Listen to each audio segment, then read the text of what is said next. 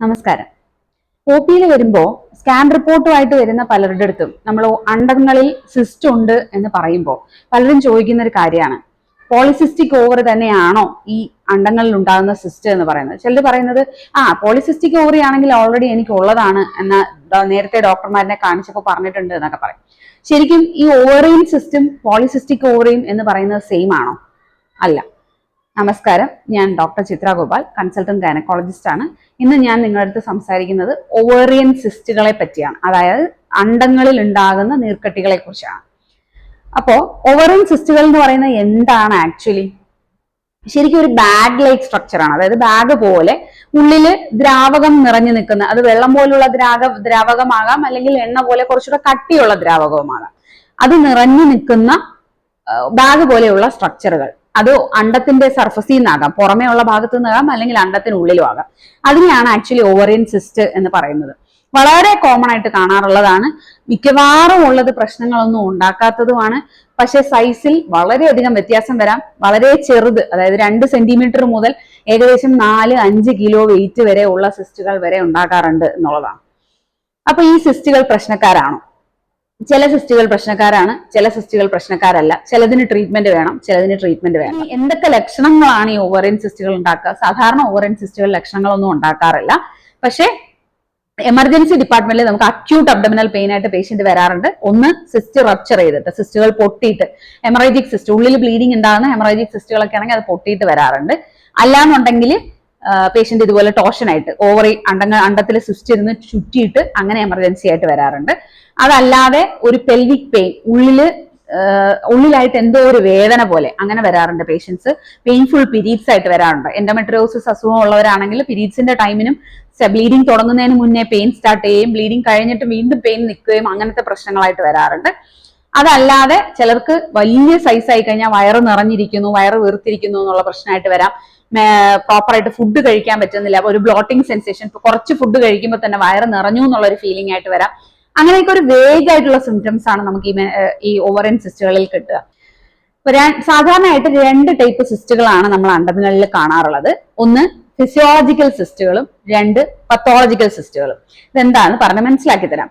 Physiological സിസ്റ്റുകൾ എന്ന് പറയുന്നത് സാധാരണയായി നമുക്കുണ്ടാകുന്ന 28 ദിവസത്തെ മെൻസ്ട്രൽ സൈക്കിൾ വഴി വരുമ്പോൾ അതുവഴി ഉണ്ടാകുന്ന നീർക്കെട്ടികൾ, ഫ്ലൂയിഡ് ഫിൽഡ് ആയിട്ടുള്ള ബാഗ് ലൈക്ക് സ്ട്രക്ചേഴ്സ്, അത് തന്നെ മാറിക്കോളും, വേറെ പ്രശ്നങ്ങളൊന്നും ഉണ്ടാക്കില്ല, അതിന് വേറെ ട്രീറ്റ്മെന്റിന്റെ ആവശ്യമില്ല എന്നുള്ളതാണ് ഫിസിയോളജിക്കൽ സിസ്റ്റുകളുടെ പ്രത്യേകത.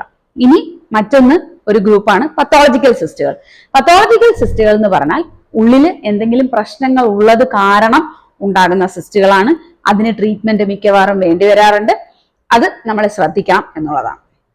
അപ്പൊ ഇന്ന് ഫിസിയോളജിക്കൽ സിസ്റ്റുകളെ പറ്റി ആദ്യം നമുക്ക് മനസ്സിലാക്കാം. സാധാരണയായിട്ട് 2 ടൈപ്പ് ഫിസിയോളജിക്കൽ സിസ്റ്റുകളാണ് നമ്മൾ കാണാറുള്ളത്. ഒന്ന് ഫോളിക്കുലാർ സിസ്റ്റും, 2 കോർപ്പസ് ലൂട്ടിയൽ സിസ്റ്റം. എന്താണ് എന്ന് ഞാൻ പറഞ്ഞു തരാം. സാധാരണ നമുക്ക് മെൻസസ് സ്റ്റാർട്ട് ചെയ്ത് ഒരു 3rd ഡേ 4th ഡേ ആവുമ്പോൾ നമ്മുടെ അണ്ടങ്ങളിനുള്ളിൽ കുഞ്ഞു എഗ്ഗുകൾ ഇരിക്കുന്ന കുഞ്ഞു ഫോളിക്കിൾസ് ഉണ്ടാകും.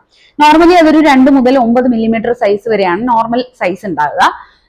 നോർമലായിട്ട് 28 ദിവസത്തെ മെൻസ്ട്രൽ സൈക്കിൾ ഉള്ള PCOD ഇല്ലാത്ത ഒരു ലേഡിക്ക് ഇതിൽ നിന്നും ഒരു ഫോളിക്കിൾ സെലക്ട് ചെയ്യപ്പെടുകയും, ഒരു സൈക്കിളിൽ ഒരു ഫോളിക്കിൾ സെലക്ട് ചെയ്യപ്പെടുകയും, ആ ഫോളിക്കിൾ വലുതായി വലിപ്പം വെച്ച് ഒരു 2 സെന്റിമീറ്ററോ അല്ലെങ്കിൽ അതിന് മേലെ ആകുമ്പോഴത്തേക്കിന് അത് പൊട്ടി അതിൽ നിന്നുള്ള എഗ്ഗ്, നമ്മുടെ ഫെർട്ടിലൈസ് ചെയ്യപ്പെടേണ്ട എഗ്ഗ് പുറത്തോട്ട് വരികയും അത് കഴിയുമ്പോഴത്തേക്കിന് അത് ചുരുങ്ങി ചെറുതാവുകയും ചെയ്യും.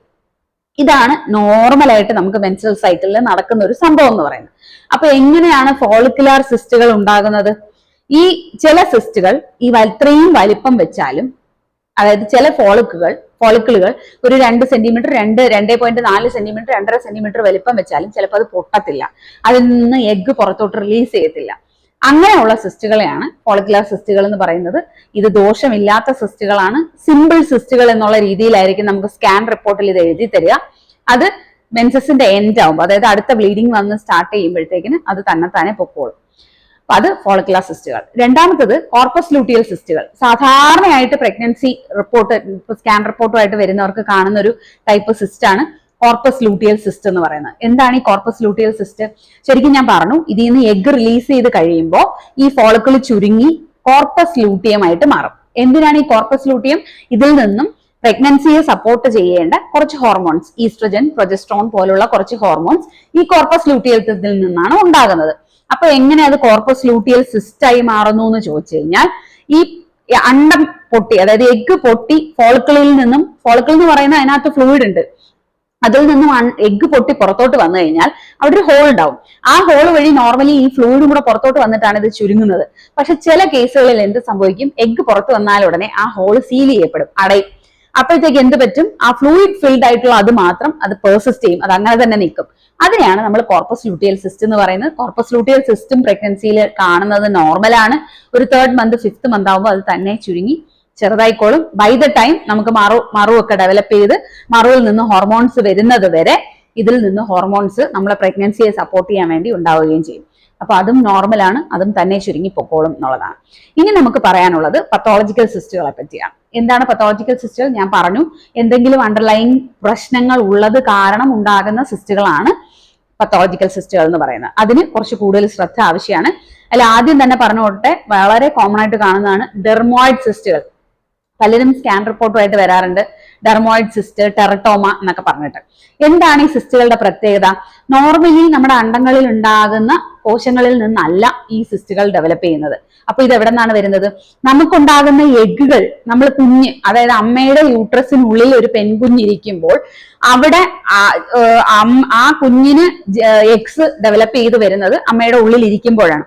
ആ എഗ്സ് ഡെവലപ്പ് ചെയ്ത് വരുന്നത് സ്റ്റെം സെൽസ് അഥവാ ജേം സെൽസ് എന്ന് പറയുന്ന സെൽസിൽ നിന്നാണ്. ഈ കോശങ്ങൾ അത് ഏത് ടിഷ്യൂ ആയിട്ടോ അല്ലെങ്കിൽ ഏത് ടൈപ്പ് കോശങ്ങളുമായിട്ട് ഡെവലപ്പ് ചെയ്ത് വലുതായി വരാൻ കഴിവുള്ള ഈ ജേം സെൽസിൽ നിന്ന് വരുന്ന സിസ്റ്റുകളാണ് ഡെർമോയിഡ് സിസ്റ്റുകൾ എന്ന് പറയുന്നത്. അതുകൊണ്ട് തന്നെ അതിന്റെ പ്രത്യേകത എന്തായിരിക്കും? ആ സിസ്റ്റുകൾക്കുള്ളിൽ പല്ലുണ്ടാകാം, മുടിയുണ്ടാകാം, എല്ലിന്റെ ഭാഗങ്ങൾ ഉണ്ടാകാം, അങ്ങനെ പല സാധനങ്ങൾ കൂടിച്ചേർന്നിരിക്കുന്ന സിസ്റ്റുകളാണ് ഡെർമോയിഡ് സിസ്റ്റുകൾ. അപ്പൊ ഇതിന് എന്തായിരിക്കും പ്രത്യേകത? ഇതിന് വെയിറ്റ് കൂടുതലായിരിക്കും. ഇതിനകത്ത് എല്ലും മുടിയും പല്ലും ഒക്കെ ഉള്ളത് കൊണ്ട് തന്നെ ഡെർമോയിഡ് സിസ്റ്റുകൾക്ക് വെയിറ്റ് കൂടുതലായിരിക്കും. ഡെർമോയിഡ് സിസ്റ്റുകളുടെ പ്രത്യേക ഒരു രീതിയാണ് ഓവറിൻ ടോഷൻ എന്ന് പറയുന്നത്. അതായത് അണ്ടം കൊണ്ട് ചുറ്റുക എന്ന് പറയുന്നത് ഈ ഡെർമോയിഡ് സിസ്റ്റുകളുടെ വളരെയധികം പ്രത്യേകതയാണ്. എന്താണ് ഇത് സംഭവിക്കുന്നതെന്ന് ചോദിച്ചു കഴിഞ്ഞാൽ, നമ്മുടെ അണ്ടങ്ങളെ നോർമലി യൂട്രസുമായിട്ട് ബന്ധിപ്പിക്കുന്ന ഒരു കയറ് പോലത്തെ ലിഗമെന്റ് ഉണ്ട്, അതായത് കറ് പോലത്തെ ഒരു സാധനം. അതാണ് അണ്ടത്തിനെയും യൂട്രസിനെയും തമ്മിൽ യോജിപ്പിക്കുന്നത്. ഇതിനെയാണ് ഓവേറിയൻ ലിഗമെന്റ് എന്ന് പറയുന്നത്. ഈ അണ്ടത്തില് സിസ്റ്റ്, അതായത് ഡെർമോയിഡ് സിസ്റ്റ് ഉണ്ടായി കഴിഞ്ഞാൽ വെയിറ്റ് ഉണ്ട്. ഞാൻ പറഞ്ഞു വെയിറ്റ് ഉണ്ട്, അത് തൂങ്ങിയായിരിക്കും കിടക്കുക. ഈ കയറന്മേലാണ്, ഈ ഞാണമേൽ തൂങ്ങി കിടക്കുക എന്ന് പറയുന്നത് കയറന്മേലാണ് ഇത് തൂങ്ങിക്കിടക്കുന്നത്. അപ്പൊ ആ വ്യക്തി പെട്ടെന്നൊന്ന് കുനിയോ അല്ലെങ്കിൽ പെട്ടെന്ന് തിരിഞ്ഞൊരു ജോലി ചെയ്യോ അല്ലെങ്കിൽ പെട്ടെന്ന് കടന്നിട്ട് എണീക്കുകയോ ഒക്കെ ചെയ്യുമ്പോൾ വെയിറ്റ് ഉള്ളത് കാരണം ഈ അണ്ടം അല്ലെങ്കിൽ ഈ സിസ്റ്റ് ചുറ്റാം. ഈ സിസ്റ്റ് ചുറ്റുമ്പോൾ ഈ കയർ ഇങ്ങനെ ചുറ്റും. അപ്പൊ എന്ത് സംഭവിക്കും? പെട്ടെന്ന് നമ്മുടെ അണ്ടങ്ങളിലോട്ടുള്ള രക്തഓട്ടം കോംപ്രമൈസ് ചെയ്യപ്പെടും. അത് കാരണം എന്ത് സംഭവിക്കും? അവർക്ക് അതിഭീകരമായ പെയിൻ ഉണ്ടാകും. ഇതൊരു 2-3 ചുറ്റായി കഴിയുമ്പോൾ, 2-2.5 ചുറ്റൊക്കെ ആയി കഴിയുമ്പോൾ കംപ്ലീറ്റ് ആയിട്ട് നമ്മുടെ ഓവറിയിലോട്ടുള്ള ആ അണ്ടത്തിലോട്ടുള്ള രക്തഓട്ടം കംപ്ലീറ്റ് ആയിട്ട് നിൽക്കാനും അതിഭയങ്കരമായ പെയിനായിട്ടും ഛർദിയായിട്ടും ഭയങ്കരമായ വോമിറ്റിംഗ് സെൻസേഷൻ ആയിട്ടും അല്ലെങ്കിൽ ചിലപ്പോൾ തല കറങ്ങി വരെ വീണ് പേഷ്യന്റിനെ നമ്മൾ എമർജൻസിയിലേക്ക് കൊണ്ടുവരാറുണ്ട്. ഇത് സീരിയസ് ആയിട്ടുള്ള ഒരു കണ്ടീഷനാണ്. ഞാൻ പറഞ്ഞു, ഇത് അങ്ങനെ തന്നെ നിൽക്കുകയാണെങ്കിൽ ആ ഓവറിയുടെ ഫംഗ്ഷൻ കംപ്ലീറ്റ് ആയിട്ട് നഷ്ടപ്പെടും. അതാണെങ്കിൽ നമുക്ക് കംപ്ലീറ്റ് ആയിട്ട് ഓവറി ഉൾപ്പെടെ എടുത്ത് മാറ്റേണ്ടി വരും. അപ്പോൾ ഡെർമോയിഡ് സിസ്റ്റ് ഉള്ളവർ അത്യാവശ്യം സൈസ് ഉള്ളതാണെങ്കിൽ നേരത്തെ തന്നെ സർജറി ചെയ്ത് അത് ക്ലിയർ ചെയ്യുന്നതാണ് നല്ലത്. ഇല്ല, ചെറിയ സൈസ് ആണെന്നുണ്ടെങ്കിൽ ഇങ്ങനത്തെ സിംറ്റംസ് വരുമ്പോൾ, ഇങ്ങനത്തെ ലക്ഷണങ്ങൾ വരുമ്പോൾ എത്രയും പെട്ടെന്ന് ഹോസ്പിറ്റലിൽ എത്തുക എന്നുള്ളതാണ്. അപ്പൊ ഡെർമോയിഡ് സിസ്റ്റുകളുടെ പ്രത്യേകത പറഞ്ഞു. ഇനി രണ്ടാമത്തെ ടൈപ്പ് സിസ്റ്റുകൾ എന്ന് പറയുന്നത് സിസ്റ്റഡിനോമാസ് എന്ന് പറയും. എന്താണ് സിസ്റ്റഡിനോമാസ്? 2 ടൈപ്പ് സിസ്റ്റഡിനോമാസ് ഉണ്ട്. അതിനുള്ളിൽ എന്ത് ടൈപ്പ് ഫ്ലൂയിഡ് ആണ് നിറഞ്ഞിരിക്കുന്നത്, ദ്രാവകമാണ് നിറഞ്ഞിരിക്കുന്നത് അനുസരിച്ചുള്ളതാണ്. സീറസ് സിസ്റ്റഡിനോമാസ് എന്ന് പറഞ്ഞു കഴിഞ്ഞാൽ കുറച്ചുകൂടെ വെള്ളം പോലത്തെ ദ്രാവകം നിറഞ്ഞിരിക്കുന്നതും, മ്യൂസിനസ് സിസ്റ്റഡിനോമാസ് എന്ന് പറഞ്ഞാൽ കുറച്ചുകൂടെ കട്ടിയുള്ള മെഴുക്ക് പോലെയുള്ള, അതായത് എണ്ണമയം പോലെ കൂടുതൽ അടങ്ങിയ ദ്രാവകം ഇരിക്കുന്നതുമാണ് മ്യൂസിനസ് സിസ്റ്റഡിനോമാസ്. ഇതിന്റെ പ്രത്യേകത എന്താണ്? ഭയങ്കരമായ സൈസിലോട്ട് വളരാനുള്ള കപ്പാസിറ്റി ഉള്ള സിസ്റ്റുകളാണ് സിസ്റ്റഡിനോമാസ് എന്ന് പറയുന്നത്. ഇത് അണ്ടങ്ങളുടെ പുറമേ ഉള്ള കോശങ്ങളിൽ നിന്നായിരിക്കും ഡെവലപ്പ് ചെയ്യുന്നത്. വളരെ വലുത്, ഏകദേശം 26 ആഴ്ച 30 ആഴ്ച പ്രഗ്നൻസി സൈസ് ഉള്ള അത്രയും വലിയ സിസ്റ്റുകൾ വരെ ഇതാവാറുണ്ട്. അപ്പോൾ ഇത് വലിയ സൈസ് ആണെങ്കിൽ 100% നമ്മൾ സർജറി ചെയ്യണം. ഇതിനും ടോഷൻ പറയാറുണ്ട്, അണ്ടം ചുറ്റുന്ന പ്രശ്നങ്ങൾ പറയാറുണ്ട്. ചെറിയ സൈസ് ആണെന്നുണ്ടെങ്കിൽ നമുക്ക് സീരിയൽ ആയിട്ട് ഒരു 6 months ഒരിക്കൽ സ്കാൻ എടുത്ത് സൈസ് ഇൻക്രീസ് ചെയ്യുന്നുണ്ടോ എന്ന് മോണിറ്റർ ചെയ്ത് പോയാൽ മതിയാവും. അപ്പൊ സിസ്റ്റ് അഡിനോമാസിനെ പറ്റി മനസ്സിലായി. ഇനി പറയുന്നത് എൻഡോമെട്രിയോമാസ് എന്ന് പറയുന്ന വേറെ ടൈപ്പ് ഓവറിയൻ സിസ്റ്റുകളാണ്. അപ്പൊ ഈ ഓവറിയൻ സിസ്റ്റുകൾ അല്ലെങ്കിൽ ഈ എൻഡോമെട്രിയോസിസ് എന്ന് പറയുന്ന അസുഖത്തിന്റെ പ്രത്യേകത എന്താണെന്ന് ചോദിച്ചാല്, നോർമലി നമ്മുടെ യൂട്രസിൻ ഉള്ളിൽ മാത്രമാണ് ബ്ലീഡ് ചെയ്യുന്ന കോശങ്ങൾ ഉണ്ടാകുന്നത്. അതായത് സെൽസ്, അതായത് അങ്ങനത്തെ കോശങ്ങളിൽ നിന്ന് മാത്രമാണ് ബ്ലീഡിങ് ഉണ്ടാവുക. യൂട്രസിന്റെ ഉള്ളിലെ ലൈനിങ്ങിൽ മാത്രമാണ് ബ്ലീഡിങ് ഉണ്ടാവുക എന്ന് പറഞ്ഞു കഴിഞ്ഞാൽ അത് നോർമൽ മെൻസ്ട്രൽ സൈക്കിൾ, മെൻസസിന്റെ സമയത്ത് ബ്ലീഡിങ് ഉണ്ടാവുമ്പോൾ അത് തന്നെത്താനെ ആ ബ്ലഡ് താഴെ വഴി നമ്മുടെ യൂട്രസിന്റെ താഴ്ഭാഗം വഴി അത് പുറത്തോട്ട് പോകും. അതാണ് നമുക്ക് പീരീഡ്സ് ആയിട്ട് ഫീൽ ചെയ്യുന്നത്. പക്ഷേ ചില ആൾക്കാരിൽ ഈ യൂട്രസിന്റെ ലൈനിങ്ങിൽ ഉള്ളിലിരിക്കേണ്ട കോശങ്ങൾ യൂട്രസിന് പുറത്തും ഉണ്ടാകാം. അത് അണ്ടങ്ങളിലാകാം, ട്യൂബുകളിലാകാം, യൂട്രസിന്റെ ബാക്ക് പോർഷനിലാകാം, യൂട്രസിന്റെ സർഫസിൽ എവിടെ വേണോ ആകാം. അങ്ങനെ വരുമ്പോൾ എന്ത് സംഭവിക്കും? നോർമലായിട്ട് നമ്മുടെ മെൻസ്ട്രൽ സൈക്കിളിൽ പീരീഡ്സ് വരുമ്പോൾ, ബ്ലീഡിങ് വരുമ്പോൾ ഈ കോശങ്ങൾ ഇരിക്കുന്ന സ്ഥലങ്ങളിലെല്ലാം ബ്ലീഡിങ് ഉണ്ടാകും. അപ്പോ അത് അണ്ടങ്ങളിലാണ് ഇരിക്കുന്നത് എന്നുണ്ടെങ്കിൽ അണ്ടങ്ങൾക്കുള്ളിലേക്ക് ബ്ലീഡിങ് ഉണ്ടാകാനും അങ്ങനെ ബ്ലഡ് ഉള്ളിൽ കളക്ട് ചെയ്ത് ഒരു സിസ്റ്റ് ഫോം ചെയ്യാനും, അതിനകത്ത് ഓൾഡ് കളക്റ്റഡ് ബ്ലഡ് ആയിരിക്കും, ഓരോ മാസവും ബ്ലീഡ് ചെയ്യുന്ന ബ്ലഡ് ആയിരിക്കും അതിനകത്ത് കളക്ട് ചെയ്തിരിക്കുന്നത്. അതിനെയാണ് നമ്മൾ എൻഡോമെട്രിയോമ അഥവാ ചോക്ലേറ്റ് സിസ്റ്റുകൾ എന്ന് പറയുന്നത്. ഓരോ മാസം കഴിയുമ്പോഴും ഇതിന്റെ ബ്ലീഡിങ് ഉള്ളിലകത്ത് ഉണ്ടാകുന്നതുകൊണ്ട് സിവിയർ ആയിട്ട് പേഷ്യന്റിന് പെയിൻ ഉണ്ടാകും. എൻഡോമെട്രിയോസിസ് സിവിയർ പെയിൻ ഉണ്ടാക്കുന്ന ഒരു കണ്ടീഷനാണ്. അതോടൊപ്പം തന്നെ ചിലർക്ക് ബ്ലീഡിങ്ങും അമിതമായി ഉണ്ടാകും. അപ്പോ അങ്ങനെയുള്ള സിസ്റ്റുകളാണ് ചോക്ലേറ്റ് സിസ്റ്റുകൾ അഥവാ എൻഡോമെട്രിയോട്ടിക് സിസ്റ്റുകൾ എന്ന് പറയുന്നത്. ആ സിസ്റ്റുകൾക്ക് നമുക്ക് ഒബ്സർവ് ചെയ്ത് കൊണ്ടുപോകാം. അധികം പെയിൻ ഇല്ല, വേറെ ബുദ്ധിമുട്ടുകളൊന്നും പേഷ്യന്റ് ഇല്ല എന്നുണ്ടെങ്കിൽ സ്കാൻ ചെയ്ത് സീരിയൽ ആയിട്ട് നമുക്ക് മോണിറ്റർ ചെയ്ത് കൊണ്ടുപോകാം. ഇല്ല, സിവിയർ ആയിട്ട് പെയിൻ ഉള്ള പേഷ്യൻസ് ആണെങ്കിൽ നമുക്ക് മെഡിക്കൽ ട്രീറ്റ്മെന്റ് ട്രൈ ചെയ്ത് നോക്കാം, മെഡിസിൻസ് കൊടുക്കാം.